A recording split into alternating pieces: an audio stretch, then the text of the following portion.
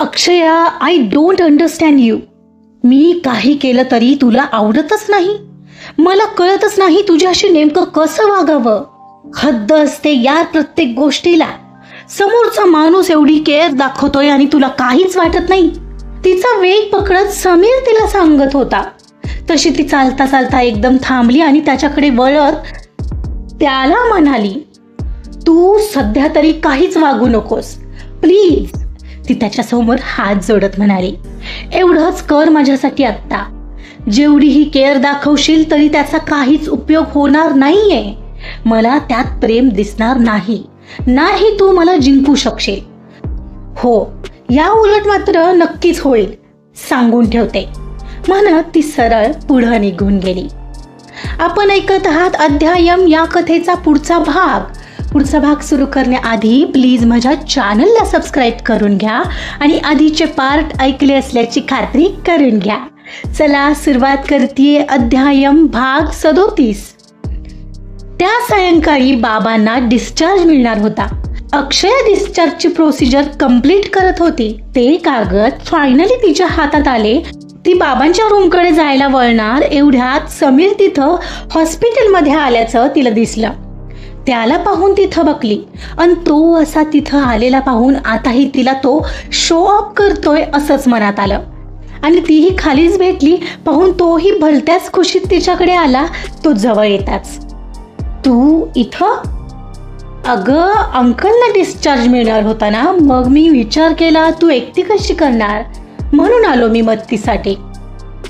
मी काय कुकुलबाळ वाटते का तुला? मला एवढंही करता येणार नाही. 20th सेंचुरीची मुलगी आहे मी. आणि या आधी काय तूच होतास का? तुला सरळ बोलताच येत नाही का अक्षया? हो, तसंच समज मग. अक्षया, तुझा प्रॉब्लेम काय आहे? सकाळी वेगळं बोलत होतीस, आता उगाच अंगावर धावून येत आहेस. I am telling you, I don't fake care. What ever I do it is from my heart. मला नाही वाटत आहे ना, पण त्याला काय करू मी? ती तोंडाच्या तोंडात पुटपुटली आणि पुढं निघाली. काय म्हणालीस तू? काही नाही. अक्षया, आय डोंट अंडरस्टँड यू यार. मी काही केलं तरी तुला आवडतच नाहीये. मला कळतच नाही तुझ्याशी नेमकं कसं वागावं. हद्द असते यार प्रत्येक गोष्टीला. समोरचा माणूस एवढी केअर दाखवतोय आणि तुला काहीच वाटत नाहीये. तिचा वेग पकडत तो तिला सांगत होता. तशी ती चालता चालता एकदम थांबली आणि त्याच्याकडे वळत त्याला म्हणाली, तू ना सध्या तरी काहीच वागू नकोस समीर प्लीज. ती आता त्याच्या समोर हात जोडत म्हणाली, एवढंच कर माझ्यासाठी. आता जेवढीही केअर दाखवशील तरी त्याचा काहीही उपयोग होणार नाहीये. मला त्यात प्रेम दिसणार नाहीये. नाही तू मला जिंकू शकणार आहेस. हो, या उलट मात्र नक्कीच होऊन जाईल, सांगून ठेवते, म्हणत ती सरळ पुढं निघून गेली. इम्पॉसिबल मुलगी आहे ही. एनिवेज, मी तिच्यासाठी आलोच नाहीये. मी तर अंकलसाठी आलोय. काय काय सहन करावं लागणारे देवच जाणे. आता तर असं वाटतं हिच्याशी लग्न करावं आणि मग बायको झाल्यावर चांगलं सरळ करावं. तोंड वेडावतच तो तसाच चरफडत तिच्या मागे बाबांच्या रूम मध्ये आला. अरे चा, समीर बेटा. अक्षया, बघ समीर आलाय. याला म्हणायचं माणुसकी. बाबा त्याचं कौतुक करत होते पाहून तिनं डोळे फिरवले आणि त्याच्याकडे दुर्लक्ष करत ती मात्र सामान भरत राहिली. अखेर सगळं सामान घेऊन बाबांना घेऊन ते खाली आले. अक्षया, मी कॅब बुक करतो हा, समीर म्हणाला. नको, मी ऑलरेडी कॅब बुक केली आहे, ती तिच्या नेहमीच्या ॲटिट्यूडमध्ये म्हणाली. आणि मग मात्र त्याचा चेहरा पडला. समीर खूप मदत करायचा प्रयत्न करत होता. तिला जिंकायचा प्रयत्न करत होता. अगदी खरी खुरी मदत करत होता तो, पण ती मात्र त्याची कसलीच मदत घेत नव्हती. आणि हीच गोष्ट समीरला छळत होती. ती अगदी इंडिपेंडेंट का आहे ही. इकडं कसा तरी आपला ऑफिसमधला दिवस संपवून अर्जुन घरी जायला निघाला होता. कार जवळ आल्यावर अक्षयाला एक फोन करावा का असं सारखं त्याच्या मनात येत होतं. आणि ॲटलिस्ट तिच्या बाबांना डिस्चार्ज मिळाला का हे पाहावं या हेतूने त्याने अखेर तिला कॉल लावला. काही वेळ रिंग वाजत राहिली आणि मग पलीकडून फोन कॉल उचलला गेला. हा सर, बोला ना. अक्षया, काय नाही, जस्ट घरीच निघालो होतो, सो विचार केला तुला कॉल करून विचारावं तुझे वडील कसे आहेत. Is everything all right? हो सर, ते ठीक आहेत आता. डिस्चार्ज मिळाला का त्यांना? हे काय, आता घरीच घेऊन निघालोय, कारमध्येच आहे. Okay, good. बाकी काही मदत नाही ना लागली? हो सर, काही विशेष नाही. ठीक आहे, मग टेक केअर. ठेवतो मी, बाय. Okay sir, bye. तिने म्हणताच पलीकडून फोन कॉल कट झाला. त्याने अगदी आठवणीने चौकशी करायला फोन केलेला हे खूप आवडून गेलं होतं तिला. आत्ताच्या त्यांच्या आलेल्या फोनवर तर तिला काय बोलावं हेच सुचत नव्हतं आणि बहुतेक त्यालाही. कोण होतं अक्षय? अर्जुन सर होते का? समोर बसलेल्या समीरने विचारलं. हो सर होते. तुला सरांनी कॉल केला होता? चक्क? समीर आश्चर्यचकित होऊन म्हणाला. हो, काही प्रॉब्लेम आहे का तुला? अरे मी जस्ट विचारलं अक्षया. अक्षू, काय चाललंय? बाबांनी तिला थोडं दटावलं तसं ती काचेतून बाहेर पाहू लागली. तिलाच कळत नव्हतं हे काय होत होतं, पण समीरवर तिची चिडचिड आपोआपच होत होती. जाऊ दे, यालाही तोच कारणीभूत आहे. मला माहिती आहे, मला थोडा माझ्या बाजूनेही प्रयत्न करायला हवा, पण मला जमत नाहीये. असं मनाविरुद्ध त्याला आपलं समजणं, तशी फिलिंगच बिलकुल वाटत नाहीये मला त्याच्याबद्दल. मी तरी काय करू? काहीच वेळात ते तिघं घरी पोहोचले. बाबांना सोफ्यावर आणून बसवण्यात आलं आणि अक्षया माघारी आणलेलं सामान ठेवत होती. अक्षू, चहा ठेव ग. समीर चहा घेऊन जा. हा, ते समीरला म्हणाले. नाही, मी नको अंकल, मी निघतो आता. झालं, पोहोचलात ना तुम्ही सेफ घरी? मग झालं तर, तो कसा तरी स्मित करत म्हणाला. त्याच्या त्या स्मित हास्यामध्ये किंचितशी दुखावल्याची भावना होती जी बाबांनाही दिसली. समीर बेटा, हे बघ, तिचं हे बोलणं मनावर लावून घेऊ नकोस. तिला हळूहळू नक्की कळेल तू कसा आहेस ते. आता तिच्या मनात नाही ना, म्हणून तिची अशी चिडचिड होत असेल.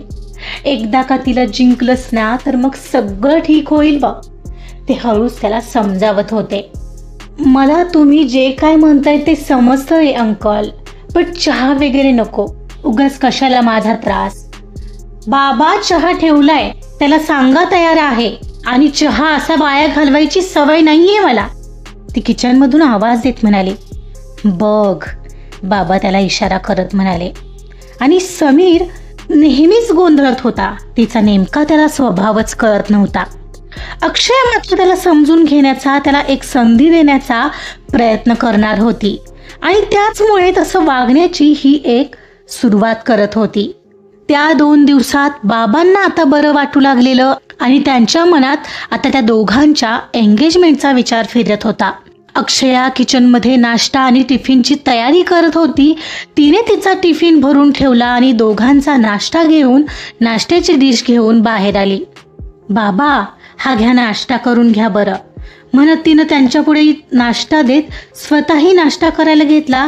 एक घास घेतलाच होता एवढ्यात बाबा म्हणाले. अक्षू, मी काय म्हणतो, लग्न तुला हवं तेव्हा कर, पण ॲटलिस्ट एंगेजमेंट करून घ्यायला काय हरकत आहे. बाबा असं म्हणाले तसा तिला ठसका लागला. अगं, हळूहळू पाणी पी बरं, म्हणत त्यांनी तिच्यासमोर पाण्याचा ग्लास केला. तिनं जरा त्यांच्याकडे रागातच पाहत पाणी पिलं आणि त्यांना म्हणाली, पण एवढी घाई का करताय तुम्ही बाबा? तुम्ही ॲटलिस्ट नीट बरे तरी व्हा. अगं, चिडतेस काय? मी आता ठणठणीत बरा झालोय आणि एंगेजमेंटच्या विचाराने तर माझी तरतरी वाढते. बघ तर तू. असं असेल तर मी आता काय बोलू? मला खूप घाई वाटते बाबा. मला थोडा वेळ देणार म्हणाला होतात ना. अगं, वेळच वेळ आहे आणि मी लग्नासाठी नाही, फक्त एंगेजमेंट करून घेण्याबद्दल बोलतोय अक्षू. पण बाबा, मला अजूनही त्याच्याबद्दल काहीही फिलिंग वाटत नाहीये.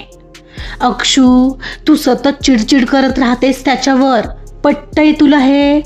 मी म्हणतो म्हणून एकदा त्याला समजून घ्यायचा प्रयत्न करशील का? हे बघ, कदाचित तुला लग्न या विषयाचा ताण येतोय म्हणून तुझी चिडचिड होते आहे आणि ती सगळी चिडचिड त्याच्यावर निघते. पण जर तो काहीतरी करत असेल तुझ्यासाठी, त्याची ती केअर, त्याच्या मागची भावना तू समजून घेतली नाहीस तर तुला कधी कळेल का? मी म्हणतो म्हणून एक प्रयत्न कर. हो, मी प्रयत्न करते आहेच, पण तरीही नाही जमत आहे मला वेळ लागतोय बाबा. अक्षू अगं, हे बघ, थोडा वेळ हा नात्याला द्यावाच लागतो, मग ते कोणतंही असो. एंगेजमेंटच्या निमित्ताने एकत्र राहता येईल तुम्हाला आणि तुम्हाला एकमेकांना जाणून घेता येईल. मी एक काम करतो, आजच एंगेजमेंटबद्दल बोलून घेतो त्याच्या घरच्यांशी. का असं करू? उद्याच बोलूया का त्यांना आपल्या घरी? म्हणजे बोलण्याच्या निमित्ताने ते आपल्या घरी येतील आणि त्याच्यासोबत जितका वेळ घालवशील तर तुलाही तो कळू लागेल. सध्या तो ऑफिसमध्येही नाही आहे ना बिचारा, म्हणून येत असतो बघ घरी. तुला तर ना समजतच नाही काय. बाबा तिला समजावत होते आणि ती आपला नाश्ता भरभर संपवण्याच्या मार्गावर होती. तिचा नाश्ता संपताच सुस्कारा सोडत ती उठली आणि सरळ किचनमध्ये निघून गेली. बाबा बस तिला तयार करायचा हर प्रयत्न करत होते.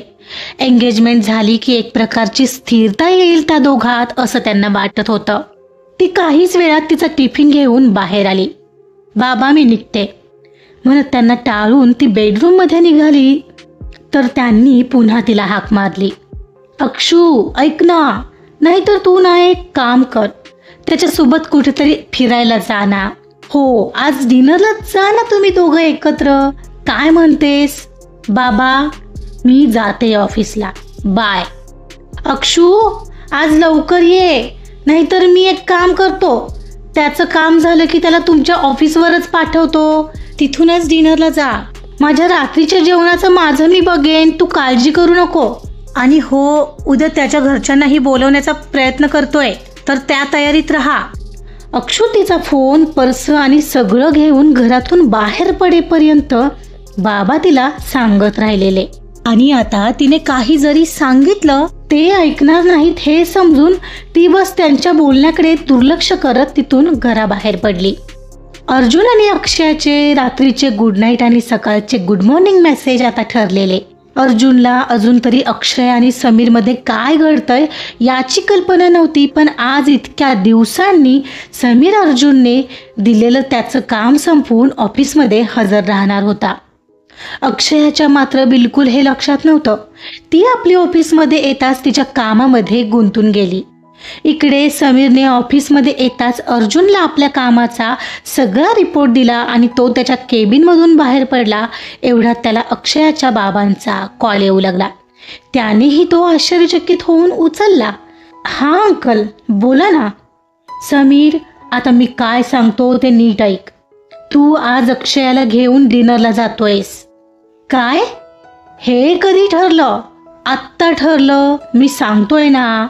अहो पण ती येईल का?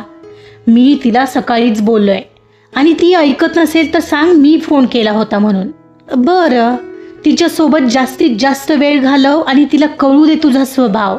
कधीतरी एखादी गोष्ट कर तिच्यासाठी. काय रे तुम्ही आजकालची मुलं, सगळं मीच सांगू का?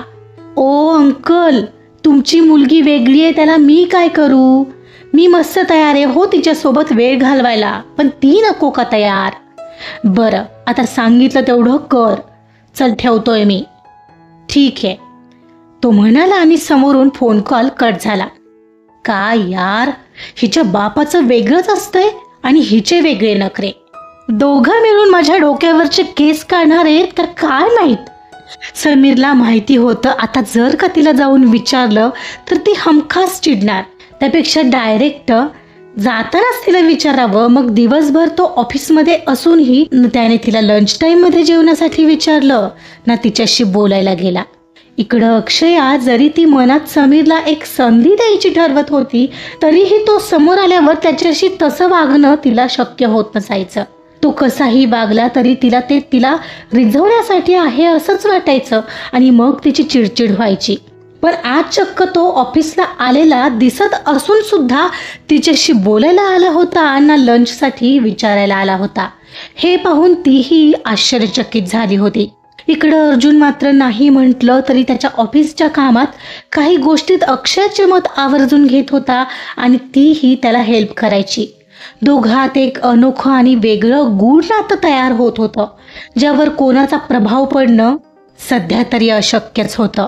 वेळच ठरवणार होती की कोण नेमकी बाजी मारणार होतं या ससा कासवाच्या शर्यतीत. तिला ओढ तर वाटत होती अर्जुनची, पण तिला प्रेम आहे की मैत्री यामध्ये शंका होती. का तिला जाणून घ्यायचं होतं अर्जुन काय विचार करतोय तिच्याबद्दल, जो की समोर तर तिच्याशी प्रोफेशनलीच वागत होता आणि जोपर्यंत त्याच्या मनातलं तिला कळणार नव्हतं तोपर्यंत तरी ती काहीच पाऊल उचलू शकणार नव्हती. आणि तोपर्यंत समीर सोबत तिचं नातं पुढं गेलं तर मात्र तिच्या हातात काही राहणार नव्हतं. आजचा भाग इथं संपलेला आहे. बघूया ससा कासवाच्या शर्यतीत नेमकं कोण जिंकतंय. त्यासाठी ऐकावी लागेल अध्यायम. ऐकत रहा अध्यायम. कथा आवडत असेल तर प्लीज लाईक करा, सबस्क्राईब करा आणि शेअर सुद्धा करा. Thank you so much.